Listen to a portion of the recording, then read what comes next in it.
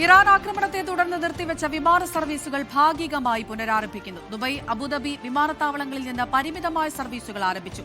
മസ്കത്തിൽ നിന്നുള്ള Oman air വൈകിട്ട് 7:48 കരിപ്പൂരിലെത്തി. അബുദാബിയിൽ നിന്നുള്ള ഇത്തിഹാദ് വിമാനം ഡൽഹിയിലെത്തി. ദുബായിൽ നിന്നുള്ള ഇത്തിഹാദ് വിമാനം കൊച്ചി വിമാനത്താവളത്തിൽ രാത്രി 11:30 എത്തും. എയർ ഇന്ത്യ എക്സ്പ്രസ് നാളെ മുതൽ മസ്കത്തിലേക്കും തിരിച്ചും വിമാന സർവീസുകൾ പുനരാരംഭിക്കും.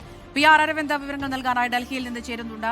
അരവിന്ദ്, ആശ്വാസകരമായ ഒരു വാർത്തയാണ്. ഇത്തരത്തിലുള്ള ആക്രമണങ്ങൾക്കിടയിലും ഈ നിർത്തിവച്ചിരിക്കുന്ന വിമാന സർവീസുകൾ പുനരാരംഭിക്കുന്നു, ഭാഗികമായി എങ്കിലും. അത് നാട്ടിലുള്ള ആളുകൾക്ക് ഏറെ ആശ്വാസകരമായ ഒരു കാര്യം തന്നെയാണ്. നിലവിൽ ഇപ്പോൾ ഡൽഹിയിൽ ഏതെങ്കിലും വിമാനം എത്തിച്ചേർന്നിട്ടുണ്ടോ? അമൃത, വലിയ ആശ്വാസമുള്ള വാർത്തകളാണ് പ്രവാസികളെ സംബന്ധിച്ചിടത്തോളം ഉണ്ടായിരിക്കുന്നത്. ഭാഗികമായി വിമാന സർവീസുകൾ പുനരാരംഭിച്ചിട്ടുണ്ട്. ഇപ്പോൾ അബുദാബിയിൽ നിന്നുള്ള വിമാനം ഡൽഹി വിമാനത്താവളത്തിൽ ലാൻഡ് ചെയ്തിരിക്കുകയാണ്. അവരെ കാത്ത് അവരുടെ ഉറ്റവരടക്കം ഈ വിമാനത്താവളത്തിൽ തുടരുകയാണ്. നമുക്ക് കുടുംബങ്ങളെ കാണാം ദൃശ്യങ്ങൾ. അവരെന്തായാലും വിമാനം അല്പസമയം മുമ്പ് ലാൻഡ് ചെയ്തിട്ടുണ്ട്. അവർ ഉടൻ തന്നെ എത്തും. मैडम आपका कौन आ रहा है? मेरी बेटी आ रही है। कब से वहाँ 2 दिन हो गए ना, सैटरडे को। उससे बातचीत कर सकता था? एयरपोर्ट में कैसा था? उसने सब ठीक था, लेकिन दुखी तो हम बहुत हुए, लेकिन ठीक थी।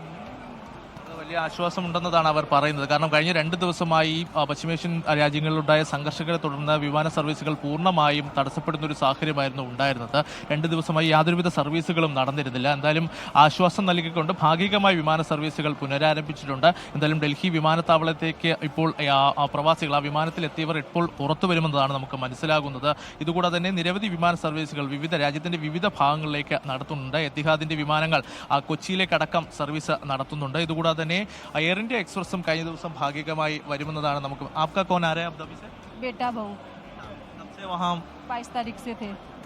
बातचीत सब हो रहा था? हाँ जी, फैसिलिटी से एयरलाइंस ने जी हाँ जी, हाँ जी। अभी कैसा फील कर रहे हो? अब बहुत अच्छा लग रहा है एकदम, है ना। बहुत घबराहट हो रही थी 2-3 दिन से।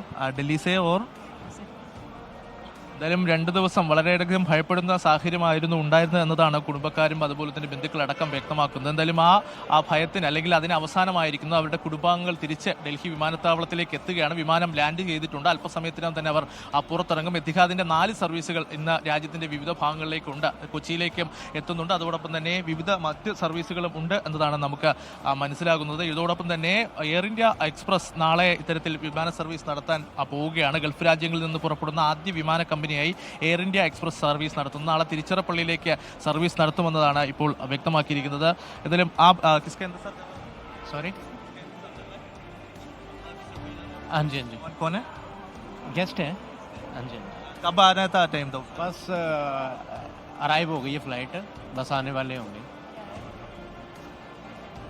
നിരവധി പേരാണ് അവരുടെ കുടുംബാംഗങ്ങളെയും അതുപോലെ തന്നെ മറ്റ് പരിപാടി, കാരണം ഇദ്ദേഹം ഗസ്റ്റിനെ പിക്ക് ചെയ്യാൻ വേണ്ടി എത്തിയിരിക്കുകയാണ്. കാരണം നമുക്ക് മുൻപ് തന്നെ ക്രമീകരിച്ച പല പ്രോഗ്രാമുകളുണ്ടായിരുന്നു. അതിനുവേണ്ടി പങ്കെടുക്കാൻ വേണ്ടി നേരത്തെ എത്തേണ്ടവരുണ്ടായിരുന്നു. അപ്പോൾ അവരെല്ലാം ഈ ഒരു പശ്ചിമേഷ്യൻ സംഘർഷങ്ങളുടെ പശ്ചാത്തലത്തിൽ അവിടെ കുടുങ്ങിപ്പോകുന്ന സാഹചര്യം ഉണ്ടായിരുന്നു. കാരണം മറ്റു രാജ്യങ്ങളിലേക്ക് കണക്റ്റിംഗ് ഫ്ലൈറ്റിൽ എത്തിയവർ ഈ ഗൾഫ് രാജ്യങ്ങളടക്കം കുടുങ്ങിപ്പോകുന്ന ഒരു സാഹചര്യം ഉണ്ടായിരുന്നു. എന്തായാലും അതിനൊരു ഭാഗികമായ ഒരു ആശ്വാസം ലഭിച്ചിരിക്കുകയാണ് കുടുംബങ്ങൾ. നമുക്കറിയാം ഇപ്പോൾ അവരുടെ മക്കളെയും അതുപോലെ തന്നെ ബോർഡുകളടക്കം തൂക്കിക്കൊണ്ട് കാരണം വെൽക്കം, കാരണം 2 ദിവസമായി കുടുങ്ങിക്കിടക്കുന്ന ഒരു സാഹചര്യം, അതിൽ നിന്ന് ഒരു മോചനം, താൽക്കാലികമായ ഒരു ആശ്വാസം ലഭിച്ചിരിക്കുന്നു. മലയാളികളടക്കം ഈ വിമാനത്തിൽ ഉണ്ടാകുമോ എന്നതാണ് നമ്മൾ ഇനി നോക്കുന്നത്. എന്തായാലും കാത്ത കുടുംബങ്ങൾ വിമാനത്താവളത്തിന് പുറത്ത് അവരെ കാത്തു നിൽക്കുകയാണ്. എന്തായാലും താൽക്കാലികമായ ഒരു ആശ്വാസം, ഈ 2 ദിവസത്തെ ഒരു വലിയ രീതിയിലുള്ള ടെൻഷന് ഒരു കുറവ് വരികയാണ്. അവരെ കാത്ത കുടുംബാംഗങ്ങൾ വിമാനത്താവളത്തിന് പുറത്ത് നിൽക്കുകയാണ്. അമൃത, ലോകത്തെവിടെയായാലും ഏത് സമയത്തും 24 വാർത്തകളും ഓഗ്മെന്റഡ് റിയാലിറ്റി പാക്കേജുകളും എക്സ്പ്ലെയിനറുകളും വിശദമായി കാണാൻ ഞങ്ങളുടെ യൂട്യൂബ് ചാനൽ നിങ്ങൾക്ക് സബ്സ്ക്രൈബ് ചെയ്യാം.